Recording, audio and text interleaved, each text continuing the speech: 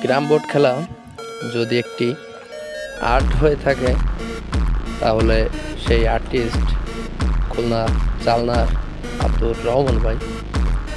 এই খেলাটা তার জ্বলন্ত প্রমাণ এবং তার আরও অনেক ভালো ভালো খেলা আমার চ্যানেলে দেওয়া আছে, দেখতে চাইলে চ্যানেলে গিয়ে দেখে আসতে পারেন। আসলে ক্যারাম বোর্ডের জিন বলা হয় তাকে